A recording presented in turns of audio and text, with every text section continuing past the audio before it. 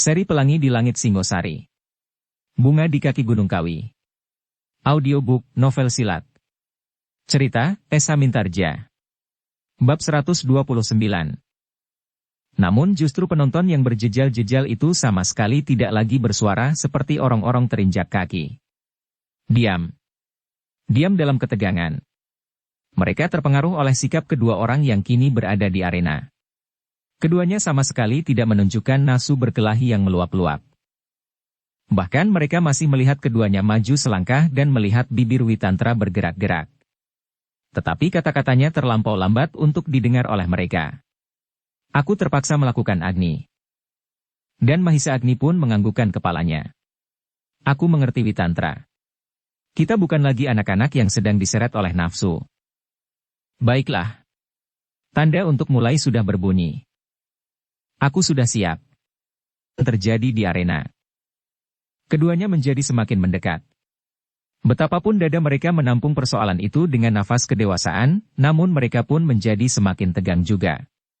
Mereka menyadari bahwa di dalam perang tanding ini mereka bukan saja sekedar mempertahankan keyakinan, tetapi juga mempertahankan nyawa. Demikianlah, maka mereka pun telah berusaha melupakan semua kenangan tentang hubungan mereka selama ini. Kini mereka sedang mengemban suatu tugas yang adil menurut sudut pandang masing-masing. Sejenak kemudian mulailah Witantra menyerang. Meskipun ia masih sedang berusaha menjajaki kemampuan lawannya. Mahisa Agni yang telah siap pun segera menanggapinya, dengan hati-hati ia menghindari serangan pertama itu. Seperti juga Witantra ia mencoba untuk mengetahui, sampai di mana kemampuan lawannya. Dengan demikian maka dalam gerakan-gerakan yang pertama, tampaklah betapa kedua belah pihak berbuat dengan sangat hati-hati. Keduanya memang bukan orang-orang yang mudah terbakar oleh nafsu tanpa kendali. Sehingga dengan demikian, maka perkelahian itu sama sekali tidak berlangsung seperti apa yang diharapkan oleh sebagian dari para penontonnya. Mereka mengharap, yang naik ke arena adalah ayam sabungan, yang demikian bertemu dengan lawan, langsung berkelahi dengan mata gelap. Keenam pemimpin yang lain yang berada di dalam sebuah panggungan khusus menyaksikan pertempuran itu dengan berdebar-debar. Seandainya ada jalan lain, maka jalan yang satu ini memang harus dihindari. Setiap serangan dari masing-masing pihak terasa telah menggetarkan dada mereka. Namun keenam pemimpin yang lain itu pun menyadari betapa kedua orang yang bertempur itu bukanlah orang-orang yang masih dikuasai oleh nafsu melulu. Tetapi dengan demikian, agaknya, kecemasan di hati mereka pun menjadi semakin tajam. Orang-orang yang demikian itu adalah orang-orang yang matang di dalam ilmunya, sehingga perkelahian itu pun semakin lama akan menjadi semakin sengit. Apabila pertempuran itu nanti akan sempat ke puncaknya maka pasti akan membuat setiap jantung seakan-akan berhenti berdetak. Di antara para penonton terdapat seorang anak muda yang bernama Ken Arok. Kali ini ia tidak sedang bertugas dimanapun juga, karena ia memang seharusnya berada di alun-alun. Ia adalah seorang pelayan dalam yang ikut langsung menangani masalah Kebo Ijo. Apalagi kematian Kebo Ijo adalah karena tangannya. Dengan seksama ia mengikuti pertempuran yang terjadi di arena. Tidak seperti orang-orang kebanyakan, maka penilaian Ken Arok jauh lebih dalam. Seperti pemimpin yang enam, maka ia mengharap, pada saatnya perang tanding itu akan menjadi perang tanding yang paling dahsyat yang pernah berlangsung di arena alun-alun Tumapel. Demikianlah pertempuran itu pun setiap saat telah meningkat. Ketika keduanya telah mulai dibasahi oleh keringat, maka ketegangan di dalam hati keduanya pun meningkat pula, seperti ketegangan di hati pemimpin yang enam, para pemimpin prajurit, para pandega, senapati dan prajurit-prajurit yang bertugas di seputar arena dan di sekeliling alun-alun. Demikian juga ketegangan di dalam dada Ken Arok. Bahkan yang tampak olehnya di saat itu bukanlah sekedar pergulatan di dalam arena itu, tetapi Ken Arok memandang alun-alun itu sebagai lautan manusia Tumapel. Tiba-tiba terasa dadanya mengembang. Orang-orang itulah tujuan dari segala macam rencananya. Menguasai semuanya itu. Tiba-tiba Ken Arok itu tersenyum sendiri. Sebagian terbesar rencananya telah dapat berjalan dengan baik. Apa yang terjadi di arena itu adalah salah satu dari permainannya. Dan ia berbangga karenanya. Witantra adalah pemimpin tertinggi dari pasukan pengawal istana. Mahisa Agni adalah seorang yang pilih tanding, kakak permaisuri Ken Dedes. Ia mengharap bahwa akhir dari perang tanding ini adalah Mahisa Agnilah yang menang. Dengan demikian maka Witantra yang selama ini menentang keputusan tentang Kebo Ijo, tidak akan lagi mengganggunya. Apabila Witantra masih ada, maka ia pasti kelak mengadakan penyelidikan untuk menemukan pembunuh Aku Tunggul Ametung yang sebenarnya. Kalau Witantra kalah dalam perang tanding ini berarti Witantra telah tersingkirkan untuk selama-lamanya. Ken Arok menarik nafas dalam-dalam. Namun hatinya masih saja berdebar-debar. Meskipun perang tanding di arena itu telah meningkat, namun masih belum mencapai puncak dari kemampuan keduanya. Keduanya masih mencari-cari setiap kemungkinan untuk menyelesaikan perang tanding ini dengan pasti. Kesalahan yang kecil sekalipun akan dapat menggagalkan usaha salah seorang dari mereka. Apabila perang tanding ini selesai, dan Mahisa Agni dapat menguasai keadaan, maka aku akan sampai pada rencana terakhir. Aku harus sampai pada kepastian untuk dapat kawin dengan Ken Dedes. Jika hal itu terjadi, maka tidak ada satu atau dua orang lainnya, akulah yang akan menguasai Tumapel. Akulah yang akan menguasai manusia ini seluruhnya termasuk Mahisa Agni, pemimpin yang 6 itu dan bahkan Ken Dedes. Ken Arok masih saja tersenyum sendiri. Diedarkannya pandangan matanya. Dipandanginya setiap prajurit yang sedang bertugas, dan bahkan, kemudian ke-6 pemimpin Tumapel yang berada di panggung yang khusus. Katanya pula di dalam hatinya. Suatu saat, kalian akan menjadi orang-orangku yang harus patuh kepada perintahku. Ken Arok seolah-olah tersadar, ketika ia melihat guncangan dalam perang tanding di arena. Sebuah serangan yang dahsyat, sedahsyat badai, telah mendorong Mahisa Agni, sehingga Mahisa Agni terjatuh. Serangan berikutnya beruntun mengejar Mahisa Agni yang berguling-guling menjauhi lawannya. Namun agaknya Witantra tidak memberinya kesempatan. Ken Arok menahan nafas. Ia melihat seolah-olah Mahisa Agni tidak berkelahi di dalam puncak kemampuannya sedang Witantra agaknya telah mulai mengerahkan ilmu-ilmu puncaknya. Namun nafasnya seakan-akan berhenti ketika tiba-tiba saja ia melihat Mahisa Agni mengerahkan kemampuannya. Agaknya ia tidak segera menerima usaha Witantra untuk segera memaksakan akhir dari perang tanding ini. Karena itu, maka Mahisa Agni pun kemudian telah berusaha dengan segenap kemampuan yang ada padanya, untuk melepaskan diri dari keadaan yang sulit, yang tiba-tiba saja telah melibatnya. Karena ia tidak berhasil mencapai jarak dengan lawannya, maka tiba-tiba Mahisa Agni telah mempergunakan sepasang tangannya untuk melontarkan diri melenting, justru menyerang lawannya. Witantra terkejut mengalami serangan yang tidak terduga-duga itu. Mahisa Agni telah menjulurkan kedua kaki kirinya sambil membelakangi lawannya, didorong oleh kekuatan lenting tangannya. Karena itu, maka Witantra tidak sempat untuk mengelak. Dengan cepat ia memiringkan tubuhnya, merendah sedikit pada lututnya dan membentur kedua kaki Mahisa Agni itu dengan sikunya. Sebuah benturan yang keras telah terjadi. Mahisa Agni hampir saja tertelungkup. Dengan susah payah ia menjatuhkan dirinya pada pundaknya untuk seterusnya berguling beberapa kali. Sedang Witantra terguncang dan terdorong 2 langkah surut. Terdengar keduanya menggeram. Tetapi Witantra tidak segera dapat mengejar Mahisa Agni. Karena keseimbangannya. Karena itu maka selagi ia mencoba untuk tegak, Mahisa Agni telah berhasil meloncat berdiri tegak pula di atas kedua kakinya. Sejenak kemudian mereka pun telah berloncatan maju menyerang dengan garangnya. Witantra bertempur dengan lincah dan tangguh. Setiap langkahnya diperhitungkannya, dan setiap geraknya selalu mendebarkan hati lawannya. Namun Mahisa Agni semakin lama menjadi semakin mantap. Ketika keringatnya telah membasahi seluruh tubuhnya, maka ia tidak segan-segan lagi untuk mempergunakan segenap kemampuannya meskipun ia masih tetap mempergunakan akalnya. Namun tandangnya telah benar-benar menjadi seperti banteng ketaton. Beberapa saat yang lampau, ia pernah bertempur mati-matian melawan seorang iblis yang paling buas, tidak saja di seluruh Tumapel, tetapi di seluruh Kediri. Setelah ia menyempurnakan ilmunya di bawah bimbingan gurunya, Empu Purwa, dan Empu Sada, maka ia telah berhasil mencari suatu tingkatan ilmu yang dapat mengatasi ilmu iblis itu, dan bahkan mengatasi ilmu gurunya dan ilmu Empu Sada seorang demi seorang. Itulah sebabnya, maka Mahisa Agni tidak terlampau banyak mengalami kesulitan, ketika ia berperang tanding melawan Witantra, yang masih belum berhasil menyamai gurunya, Panji Bojong Santi. Namun Witantra adalah seorang yang mempunyai otak yang cerdas. Karena itu, maka segera ia menyesuaikan dirinya dalam pertempuran itu. Ia lebih banyak mempergunakan perhitungan-perhitungan yang teliti, daripada benturan-benturan yang mungkin dapat terjadi. Meskipun demikian, ia masih belum menyadari bahwa Mahisa Agni yang sekarang adalah Mahisa Agni yang hampir tidak ada duanya.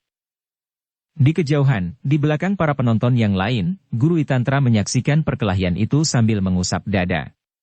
Segera ia menyadari bahwa lawan Witantra pasti tidak akan dapat dikalahkan oleh muridnya. Betapapun muridnya berusaha dengan segala kemampuan ilmu dan akal. Namun kemungkinan untuk menang dalam perang tanding itu terlampau tipis, dan bahkan hampir tidak ada sama sekali. Bagaimana guru? Bertanya seseorang. Orang tua itu menarik nafas dalam-dalam. Aku tidak menyangka bahwa murid Empu Purwa itu kini telah berhasil mencapai tingkat gurunya. Muridnya yang bertanya itu Mahendra, mengerutkan keningnya. Maksud guru, bahwa tingkat ilmu Mahisa Agni telah melampaui Kakang Witantra? Aku kira demikian. Mahendra menggigit bibirnya. Ia sama sekali tidak menyangka bahwa suatu ketika kakaknya Witantra benar-benar akan berhadapan dengan Mahisa Agni di arena. Jadi bagaimana, guru? Bertanya Mahendra cemas. Gurunya menggelengkan kepalanya. Aku tidak akan dapat berbuat apa-apa Mahendra. Mereka naik ke arena sebagai dua orang lelaki. Mahendra mengangguk-anggukan kepalanya. Memang setiap campur tangan gurunya dalam perang tanding itu pasti hanya akan menodai nama kakak seperguruannya. Kasihan Witantra, desis gurunya. Ia telah dibakar oleh keyakinannya.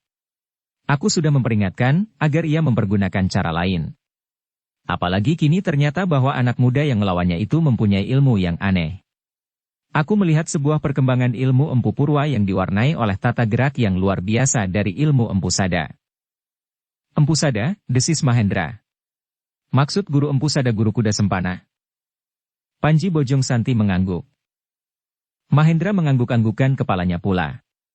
Meskipun ilmunya sendiri tidak jauh berada di bawah kakak seperguruannya, namun terasa sulitnya mengikuti tata gerak Mahisa Agni. Di arena, ternyata bahwa Witantra pun telah merasakan bahwa sekali-kali ia ketinggalan dari kecepatan gerak Mahisa Agni. Bahkan dalam beradu tenaga, dalam benturan-benturan yang terjadi, Witantra pun merasa pula bahwa Mahisa Agni mempunyai beberapa kelebihan daripadanya.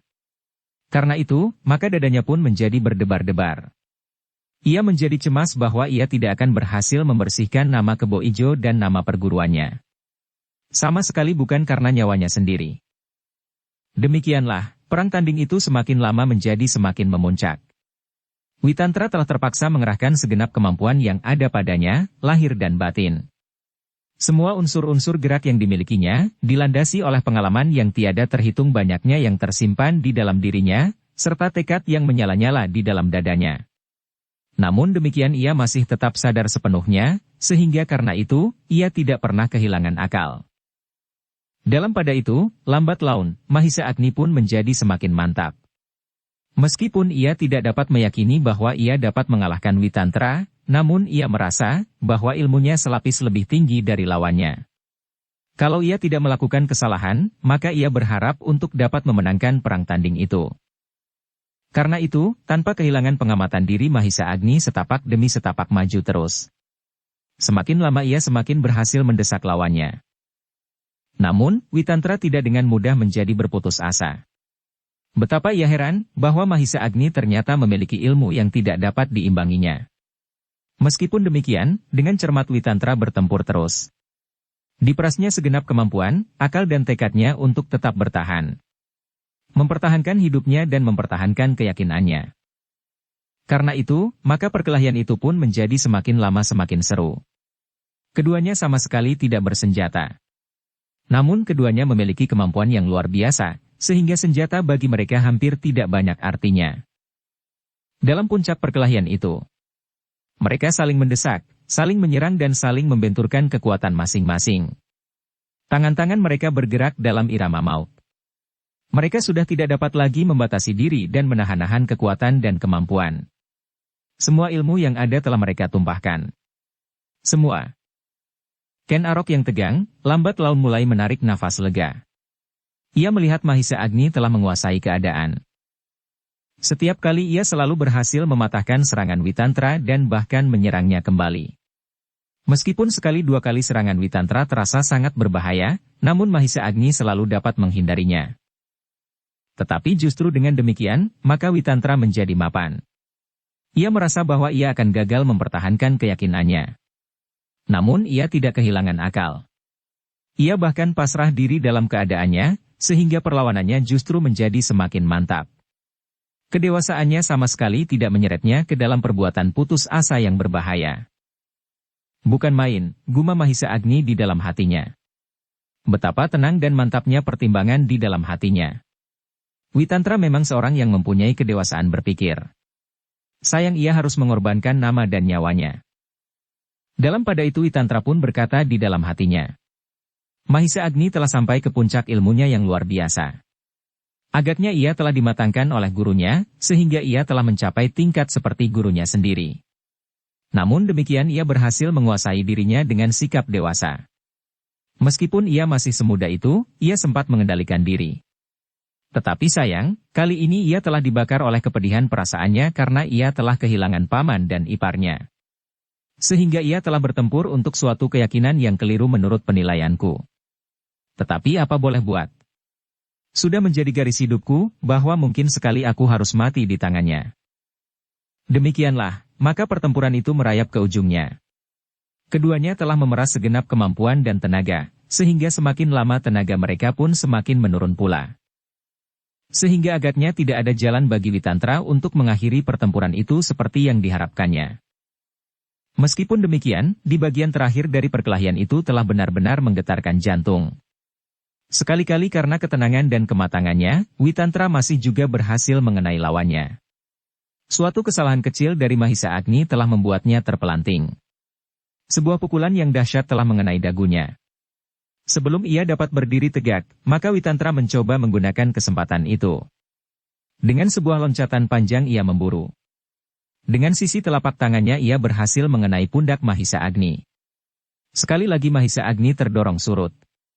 Hampir saja ia kehilangan keseimbangan, namun justru ia meloncat mundur untuk mengambil jarak, sehingga ia mempunyai waktu untuk tegak di atas kedua kakinya.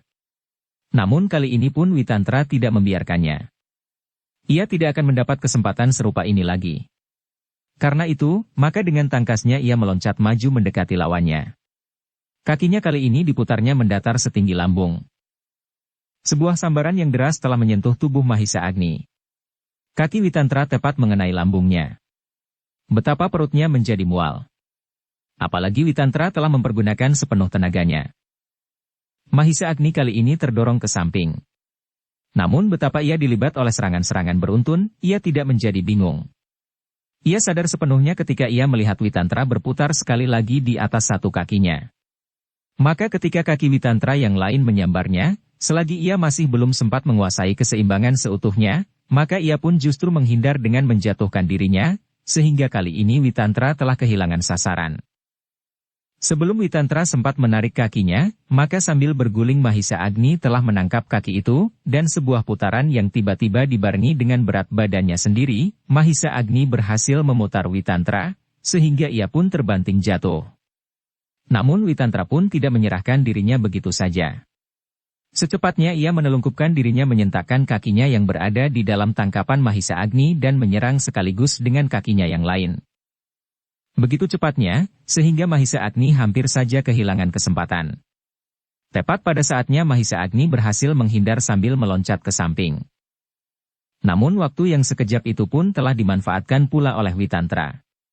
Dengan tangkasnya ia melenting berdiri di atas telapak kakinya. Sebuah desir yang tajam telah tergores di jantung Mahisa Agni. Ketika tanpa disengaja ia mengusap bibirnya, maka tangannya telah diwarnai oleh setitik darah dari mulutnya. Bagaimanapun juga, maka jantung Mahisa Agni menjadi bergelora karenanya. Pundaknya terasa sakit dan perutnya masih juga mual. Namun dalam pada itu, kaki Witantra pun menjadi betapa sakitnya. Nafasnya telah menjadi semakin sesak dan tenaganya pun telah semakin susut. Darah di bibir Mahisa Agni ternyata telah membuatnya semakin garang. Sakit di pundaknya sama sekali tidak mengganggu geraknya, dan bahkan mual di perutnya pun lambat laun telah hilang. Namun pada saat yang demikian, agaknya Witantra telah tidak melihat kemungkinan untuk memenangkan perkelahian itu. Karena itu, maka ia akan segera mengambil jalan yang paling cepat. Dengan suatu loncatan panjang ia mengambil jarak dari lawannya. Kemudian diheningkannya hatinya, dipusatkannya segenap kemampuan lahir dan batinnya. Dalam sekejap ia telah mampu membangunkan puncak dari kekuatan ilmunya, aji pamungkasnya. Mahisa Agni terkejut melihat sikap itu. Ia tidak menyangka bahwa perang tanding ini benar-benar perang tanding antara hidup dan mati. Sudah barang tentu bahwa ia tidak akan membiarkan dirinya hancur lumat dihantam oleh kekuatan yang tiada taranya. Karena itu, maka ia pun segera mempersiapkan dirinya dalam kemampuannya yang tertinggi. Gundala Sasra. Terpaksa aku membentur Bajrapati itu, desisnya.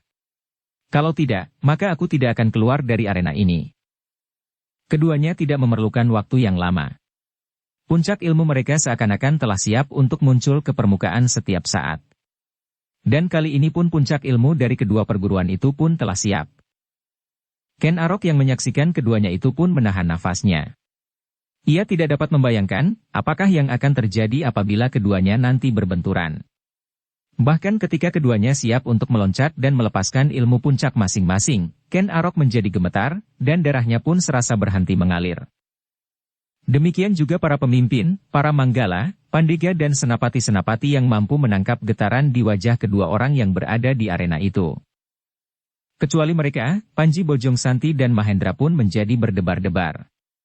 Orang tua yang kekurus-kurusan itu meraba dadanya dengan telapak tangannya. Perlahan-lahan ia bergumam. Tidak ada kekuatan yang dapat mencegah lagi. Mahendra pun menjadi tegang. Dan bibirnya terkatup rapat-rapat.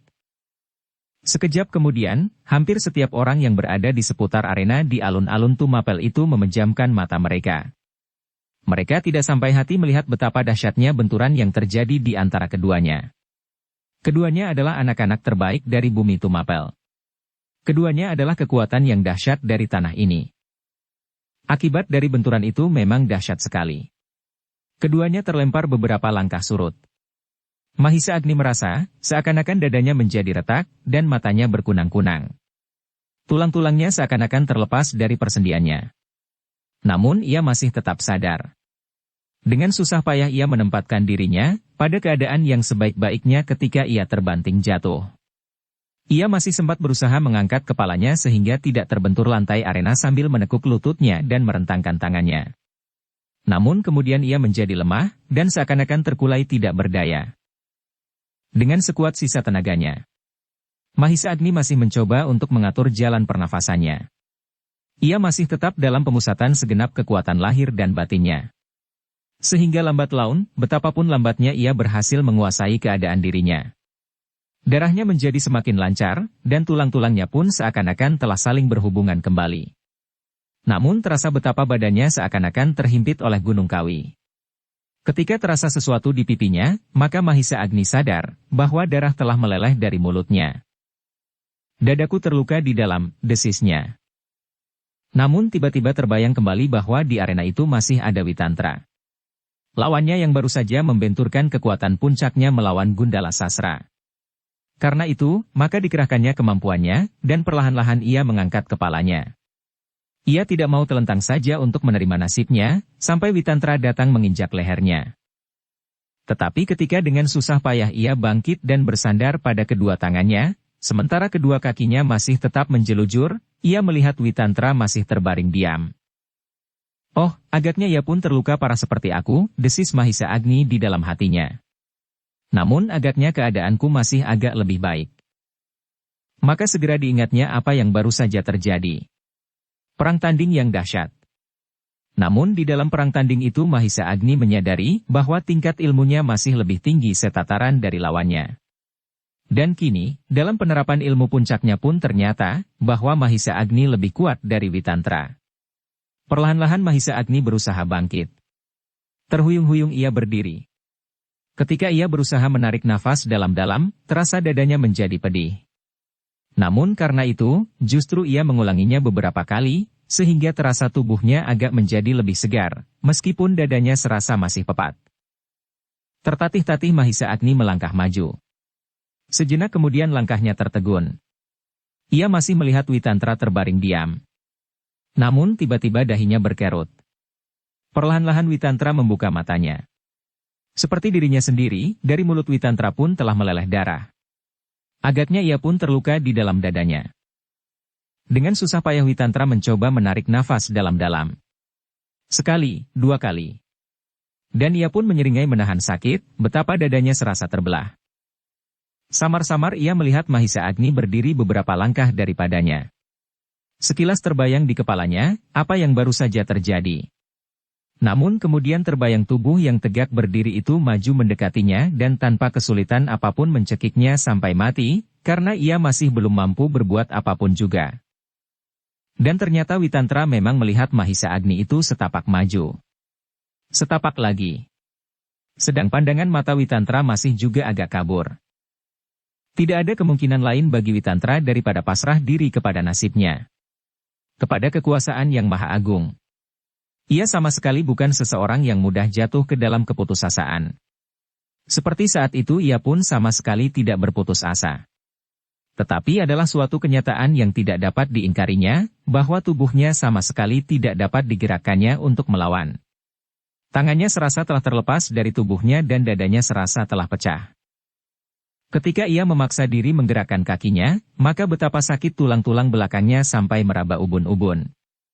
Karena itu ia hanya dapat menyeringai, kemudian membiarkan apa saja yang akan dilakukan oleh Mahisa Agni atasnya. Tetapi Mahisa Agni yang melangkah tertatih-tatih mendekatinya itu tertegun dan berhenti beberapa langkah daripadanya. Ia melihat bahwa Witantra seakan-akan sama sekali tidak bergerak. Pimpinan tertinggi pasukan pengawal itu terbaring di lantai arena tanpa berdaya sama sekali menolak apa saja yang akan terjadi atasnya, sebagai akibat dari usahanya untuk mempertahankan keyakinannya. Witantra yang masih terbaring itu semakin lama menjadi semakin sadar akan keadaan di sekelilingnya. Dan ia menjadi heran kenapa Mahisa Agni masih saja berdiri mematung. Kenapa anak muda itu tidak segera menyelesaikan tugasnya, membunuhnya sama sekali. Dalam keraguan-raguan menghadapi lawannya itu, Witantra masih juga berusaha untuk mengatur pernafasannya. Satu-satu ia mencoba menyegarkan dadanya yang seolah-olah telah pecah. Sementara itu di luar arena, Ken Arok mengerutkan keningnya. Wajahnya semakin lama menjadi semakin tegang. Kenapa Mahisa Agni tidak segera menyelesaikan lawannya yang sudah tidak berdaya? Betapa lemahnya Mahisa Agni saat itu, namun ia masih mampu berjalan maju.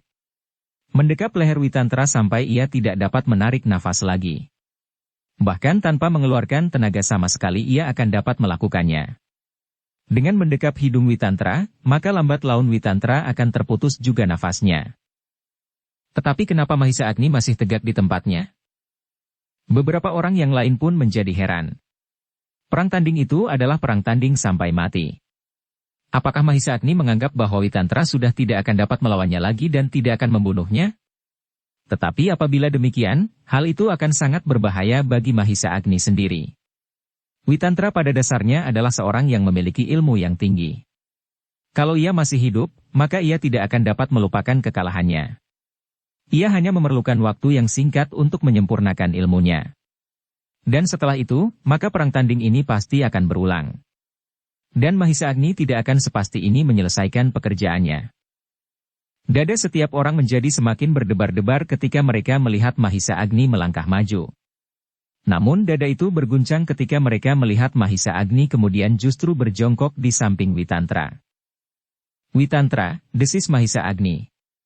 Marilah kita anggap persoalan kita sudah selesai. Witantra membelalakan matanya. Namun ketika ia mencoba untuk bangkit, terasa bahwa tenaganya seolah-olah benar-benar sudah lenyap sama sekali. Belum, desisnya kemudian. Kau baru selesai apabila aku sudah mati. Dan sekarang kau mempunyai kesempatan untuk membunuh aku.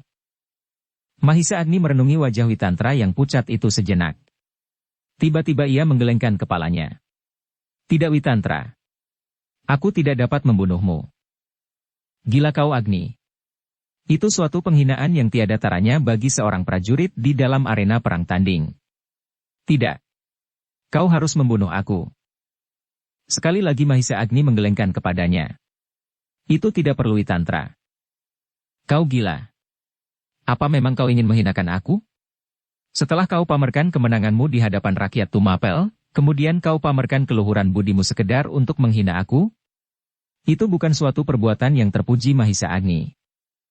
Apapun yang akan kau katakan tentang diriku Witantra, tetapi aku sama sekali tidak mendapat dorongan untuk membunuhmu. Bahkan sekarang aku tidak tahu lagi arti dari perang tanding ini yang sebenarnya. Kenapa? Bertanya Witantra dengan nafas terengah-engah. Bukankah kita masing-masing sedang mempertahankan keyakinan kita? Mahisa Agni menggelengkan kepalanya. Jawabnya. Aku sekarang menjadi ragu-ragu. Apakah kebenaran dapat dipertahankan dengan cara ini? Sebagaimana keadaan yang sebenarnya telah terjadi, tidak akan berubah, siapapun sama sekali tidak akan dapat mengubah keyakinan di dalam dirimu dan di dalam diriku. Ternyata kita telah berbuat suatu kebodohan. Apa maksudmu? Mahisa Agni tidak segera menjawab. Perlahan-lahan ia menarik nafas dalam sekali. Kemudian desahnya. Aku tidak tahu, apakah hasil dari perkelahian ini. Aku tidak tahu dan justru aku tidak meyakininya. Yang dapat kita lakukan adalah suatu keputusan yang diakui oleh rakyat Tumapel selain suatu kebenaran. Dalam hal ini pembunuhan atas aku Tunggul Ametung. Tetapi bukan kebenaran itu sendiri. Bukankah memang itu maksudmu? Agar seluruh rakyat Tumapel mengutuk Kebo Ijo sebagai seorang pembunuh? Pembunuh aku Tunggul Ametung dan pembunuh pamanmu Empu Gandring? Mahisa Agni termenung sejenak. Kemudian perlahan-lahan kepalanya terangguk lemah. Witantra pun terdiam pula untuk sejenak. Dicobanya memperbaiki letak tubuhnya. Namun terasa betapa tulang-tulangnya seakan-akan berpatahan. Tanpa disangka-sangkanya Mahisa Agni bergeser maju dan membantunya menggerakkan kakinya. Terima kasih, desis Witantra. Sementara itu orang-orang yang berdiri di sekitar arena itu, seakan-akan membeku di tempatnya. Mereka tidak tahu, apakah yang sebenarnya telah terjadi di arena. Mereka tidak mendengar apa yang dipercakapkan Mahisa Agni dan Witantra. Namun mereka dapat membaca di wajah Mahisa Agni, bahwa gerahnya untuk membunuh lawannya tiba-tiba telah padam. Mahisa Agni, desis Witantra kemudian. Kau harus membunuh aku. Tidak ada gunanya lagi aku hidup. Karena aku pasti sudah tidak berharga lagi di mata rakyat Tumapel. Kau harus tahu, bahwa seseorang yang kalah di arena, tetapi ia turun dari arena ini dalam keadaan hidup, maka ia adalah orang yang paling hina. Jauh lebih hina dari kaum paria. Tidak Witantra, jawab Mahisa Agni. Kau memiliki ilmu dan kemampuan. Kau dapat mencari cara yang baik bagimu untuk memanfaatkan ilmumu. Kau harus membunuh aku supaya kemenanganmu sempurna. Kalau aku tidak mati Agni, aku pasti masih akan memperjuangkan keyakinanku. Itu hakmu Witantra. Tetapi kau harus membunuh aku. Harus. Mahisa Agni menggeleng. Tidak. Agni, kalau kau tidak membunuhku, akulah yang pada suatu saat akan membunuhmu. Mahisa Agni mengerutkan keningnya. Tetapi ia kemudian menjawab. Seandainya memang terjadi demikian, aku tidak akan kecewa. Persetan. Witantra tiba-tiba menggeram. Ayo bunuh aku. Mahisa Agni tidak menyahut. Cepat, sebelum rakyat Tumapel bersorak menghinaku. Mahisa Agni masih tetap membeku. Agni, apakah kau pengecut yang tidak berani melihat mayat terbujur di bawah kakimu? Tetapi Mahisa Agni masih tetap diam. Agni, Agni. Suara Witantra itu telah menghentak-hentak dada Mahisa Agni, sehingga ia tidak tahan lagi. Selangkah ia bergeser mundur. Namun Witantra justru berteriak sambil menyeringai. Cepat Agni, cepat. Suara itu serasa bergulung-gulung di dalam dada Mahisa Agni. Sejenak ia menjadi bingung, bahkan dicobanya untuk menyumbat telinganya dengan telapak tangannya. Tetapi suara itu seakan-akan bergema memenuhi rongga telinganya. Tidak, tiba-tiba Mahisa Agni berteriak untuk mengatasi suara Witantra yang serasa semakin menderu di telinganya. Tetapi suara Witantra itu sama sekali tidak terdesak karenanya, bahkan semakin keras. Bunuh aku, bunuh aku. Tidak. Tidak. Mahisa Agni berteriak semakin keras. Tetapi suara itu masih saja, tetap didengarnya. Karena itu, maka Mahisa Agni akhirnya tidak tahan lagi berada di samping Witantra yang pucat seperti kapas, yang terbaring menenggang nafas. Maka tanpa diduga oleh siapapun juga, Mahisa Agni itu pun segera meloncat berdiri dan berlari menjauh. Tidak saja sampai ke sudut arena, namun kemudian ia pun meloncat turun dan berlari menyusup di antara para penonton yang berdiri dengan mulut ternganga. Para pemimpin yang 6, Ken Arok, para senapati dan para pemimpin prajurit yang lain pun terheran-heran karenanya. Mereka seolah-olah terpukau sehingga mereka sama sekali membeku untuk sesaat. Bahkan Witantra sendiri menjadi heran. Heran sekali. Baru sejenak kemudian alun-alun itu menjadi gempar. Setiap orang bergeramang tanpa ujung dan pangkal. Bahkan salah seorang pemimpin yang 6 itu berteriak. "Heh! Kemana Mahisa Agni itu?" Tidak seorang pun yang menjawab, karena memang tidak seorang pun yang tahu. Namun dalam pada itu, Ken Arok mempunyai pikiran yang lain. Ia menyadari bahwa Mahisa Agni tidak dapat membunuh Witantra. Dan bahwa Witantra masih tetap hidup itu akan sangat berbahaya baginya. Karena itu, maka ia memutar otaknya untuk dapat berbuat sesuatu. Sementara itu, beberapa orang tanpa mereka sengaja telah menebar. Seolah-olah ada suatu keharusan pada mereka untuk menemukan Mahisa Agni. Karena itu, maka beberapa orang justru bertanya-tanya. Di mana Mahisa Agni? Seharusnya ia memenangkan perang tanding itu, sahut yang lain. Itu sudah pasti, tetapi kenapa ia meninggalkan arena dan justru lari terbirit-birit, bertanya yang lain lagi. Tidak seorang pun dapat menjawab. Semuanya hanya mampu melontarkan bermacam-macam pertanyaan yang tidak akan terjawab. Sementara itu Ken Arok merayap semakin dekat dengan arena. Di dalam dadanya berkecamuk berbagai macam persoalan. Kadang-kadang ia menjadi ragu-ragu, namun kadang-kadang ia menjadi begitu bernafsu. Anak itu harus mati, geramnya. Bagaimanapun juga caranya. Aku dapat berpura-pura menolongnya atau berbuat apapun atas Witantra, sementara itu aku dapat mencekiknya. Ia sudah terlampau lemah dan tidak mungkin akan dapat melawan atau bahkan mengeluh sekalipun. Dengan demikian, maka Ken Arok sama sekali tidak menghiraukan lagi kemana Mahisa Agni akan pergi. Yang terpatri di dalam kepalanya adalah meremas leher Witantra sampai mati. Ken Arok mengharap, selagi orang-orang di sekitar arena itu sibuk dengan Mahisa Agni, maka kesempatan itulah yang akan dipergunakannya. Tidak akan ada orang yang memperhatikan apa yang akan dilakukannya. Mereka akan terkejut dan mungkin heran, apabila mereka melihat Witantra itu mati. Namun mereka pasti akan menyangka, bahwa hal itu terjadi karena luka yang parah di dalam dadanya. Demikianlah, maka Ken Arok telah mengambil suatu keputusan. Ialah yang akan menyelesaikan pekerjaan Mahisa Agni. Membunuh Witantra yang masih terbaring di arena. Ketika orang-orang di sekitar arena itu masih belum tenang, Ken Arok telah berdiri di sisi arena itu, dengan dada yang berdebar-debar ia semakin mendekat, dan dengan sebuah loncatan ia telah berada di atas arena, tanpa seorang pun yang memedulikannya. Bahkan pemimpin Tumapel yang 6 pun agaknya masih terlampau sibuk bertanya kepada para pengawal, kemana Mahisa Agni pergi. Dan seandainya ada orang yang memperhatikannya pun, ia dapat mengatakan bahwa sebenarnya ia ingin menolong Witantra yang begitu saja ditinggal terbaring di arena. Sekilas Ken Arok menebarkan pandangannya. Agak tergesa-gesa. Apalagi orang-orang di sekitar arena itu bergerak-gerak seperti gabah di penampan. Namun ketika ia selangkah maju mendekati Witantra, tiba-tiba hatinya berdesir. Nafasnya serasa berhenti mengalir dan menyumbat tenggorokannya, sehingga dadanya menjadi pepat. Perlahan-lahan ia mendengar seseorang bertanya. Apakah Witantra dapat ditolong, Ger? Ketika Ken Arok berpaling, dilihatnya seorang tua yang kekurus-kurusan. Panji Bojong Santi. Sedang di sampingnya berdiri adik seperguruan Witantra, Mahendra. Ken Arok menarik nafas dalam-dalam. Tetapi hatinya mengumpat-umpat tidak habis-habisnya, di hadapan orang itu ia tidak akan dapat berbuat apa-apa. Sedang ia tahu bahwa orang itu adalah guru Witantra, seorang yang pilih tanding. Bagaimana, Ger? Bertanya orang tua itu pula. Ken Arok tergagap. Namun ia kemudian menjawab. Aku sedang mencobanya Kiai.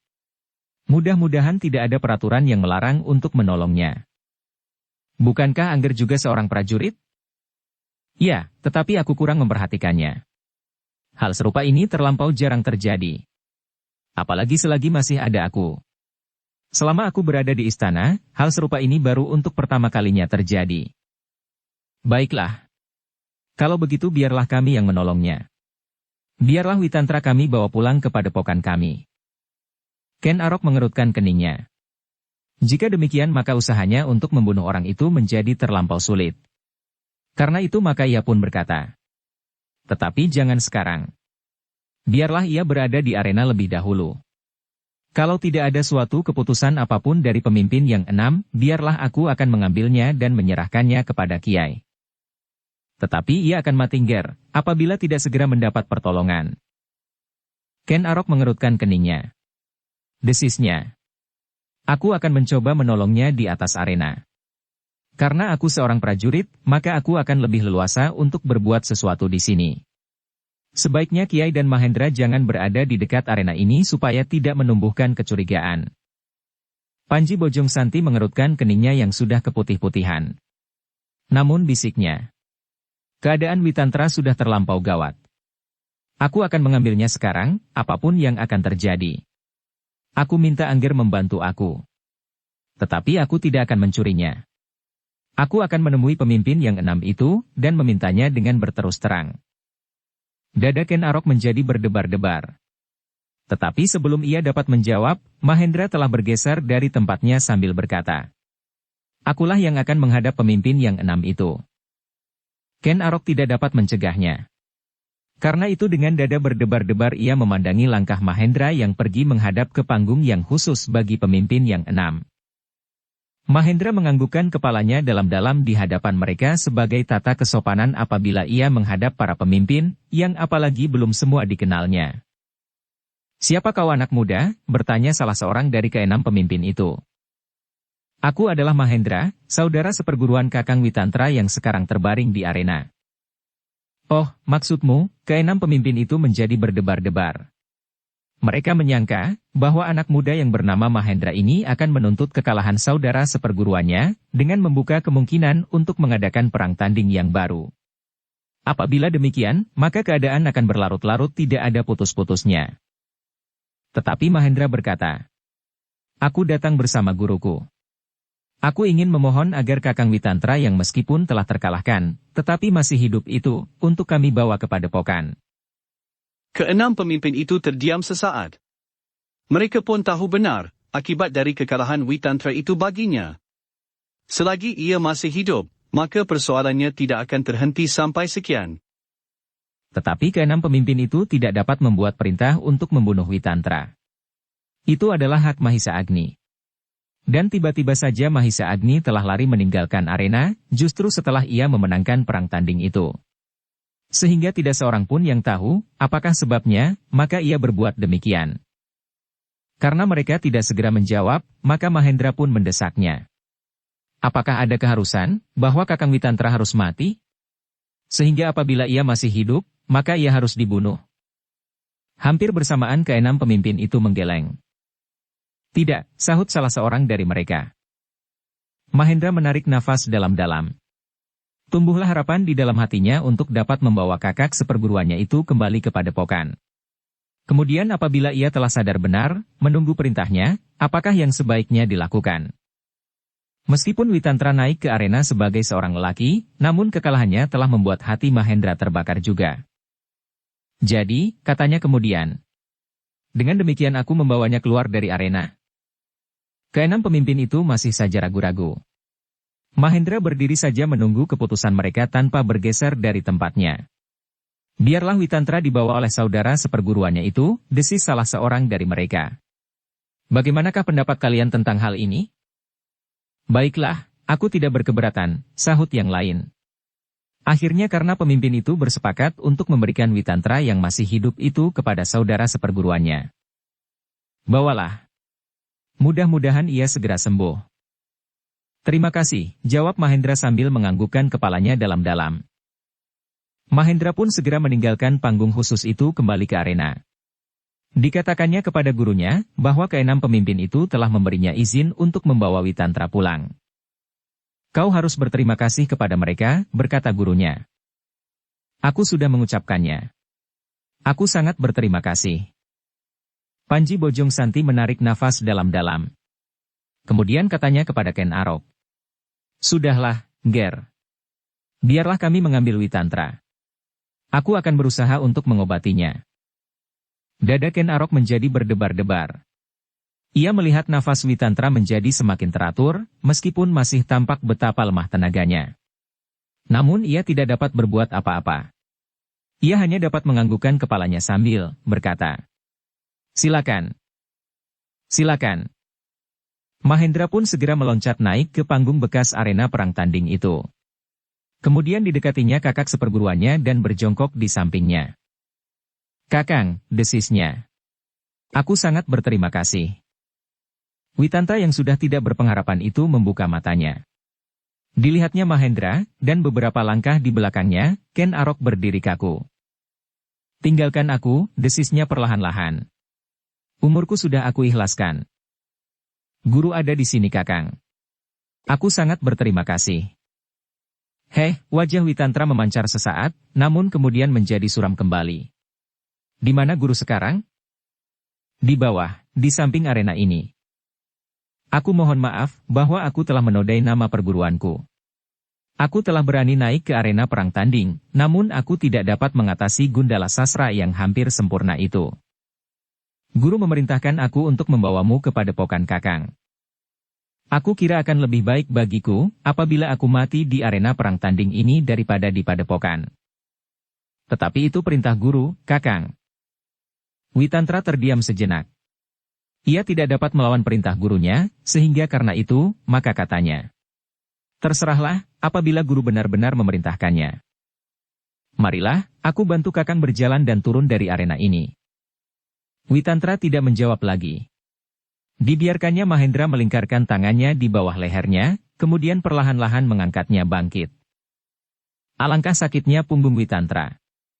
Seandainya tidak memiliki ketahanan tubuh yang luar biasa, maka tentu tidak akan kuat lagi menanggung sakit yang demikian. Bahkan ketika ia sudah terduduk dilayani oleh adik seperguruannya. Tiba-tiba mulutnya mengalir darah yang kehitam-hitaman. "Oh!" Mahendra terkejut. Tanpa disadarinya ia berpaling mencari gurunya. Panji Bojong Santi yang melihatnya, menjadi cemas juga, sehingga ia pun kemudian meloncat naik ke arena.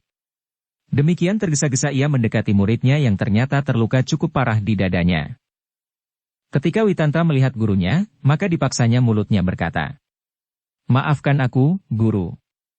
Aku tidak dapat bertahan, sehingga dengan demikian aku telah menodai nama perguruan." "Jangan salahkan diri sendiri, Witantra," jawab gurunya. "Akhir yang paling baik bagiku sekarang adalah kematian. Jangan putus asa.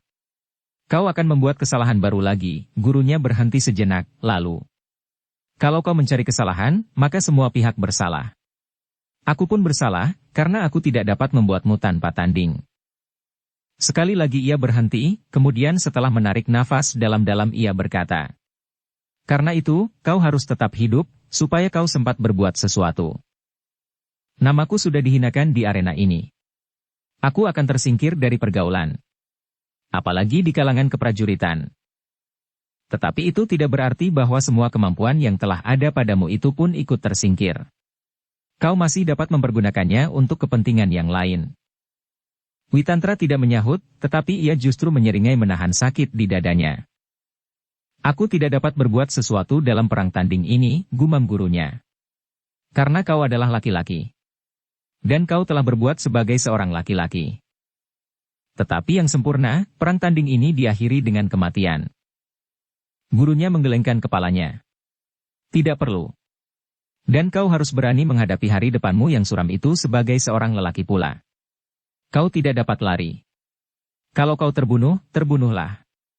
Tetapi selagi kau masih hidup, kau harus berani menghayatinya." Witantra yang terluka parah itu terdiam. Ia tidak dapat berbantah dengan gurunya. Bagaimanapun juga gejolak perasaannya, ia harus keluar dari arena itu. "Sebenarnya aku ingin mati di arena ini," katanya di dalam hati. Tetapi guru menghendaki lain. Witantra pun kemudian dengan dibantu oleh Mahendra mencoba untuk berdiri. Betapa sakit seluruh tubuhnya, namun Witantra telah memaksa dirinya. Perlahan-lahan mereka pun kemudian menepi dan dengan susah payah Witantra telah ditolong turun oleh guru dan saudara seperguruannya. Ken Arok masih saja berdiri di dekat mereka. Ketika Witantra kemudian duduk bersandar tiang-tiang arena ia pun mendekat. Mudah-mudahan kau akan segera sembuh, Witantra, desisnya. Namun di telinga Witantra ucapan itu tidak lebih dari suatu ejekan yang pahit. Namun Witantra mengangguk sambil menyeringai menahan sakit. Angger Ken Arok, berkata Panji Bojong Santi. Aku akan segera minta diri. Aku sangat berterima kasih kepada Mungger, bahwa aku sempat membawa Witantra kembali ke padepokan. Oh, bukankah aku tidak berbuat apa-apa, sahut Ken Arok. Panji Bojong Santi tersenyum, katanya kemudian. Dan terima kasihku kepada pimpinan Tumapel. Kepada siapa saja. Ken Arok pun mengangguk-anggukan kepalanya pula. Namun ia masih saja mengumpat-umpat di dalam hatinya. Kali ini ia gagal membunuh Witantra, dengan tangan Mahisa Agni maupun dengan tangannya sendiri. Dan ia sadar, bahwa hal ini pasti akan menjadi masalah di hari kemudian. Dengan dada berdebar-debar Ken Arok kemudian menyaksikan Panji Bojong Santi memberikan sebutir ramuan obat kepada Witantra. Agaknya obat itu cukup tajam. Sejenak kemudian tampak Witantra sudah menjadi agak segar. Meskipun demikian, ketika Mahendra membantunya berdiri, wajahnya masih saja membayangkan penderitaan yang luar biasa di dadanya. Gundala sasra yang sempurna, desis Ken Arok di dalam hatinya. Dengan dada berdebar-debar Ken Arok menyaksikan Witantra dibantu oleh Mahendra berjalan di antara penonton yang tinggal beberapa orang. Namun mereka tanpa sadar telah mengerumuni Witantra dan bahkan ada yang berjalan mengikutinya beberapa langkah. Dengan demikian maka Witantra sama sekali tidak berani mengangkat wajahnya. Ia merasa, seolah-olah orang-orang itu mengikutinya sambil mencibirkan bibir mereka, menyorakinya. Pengecut! Pengecut!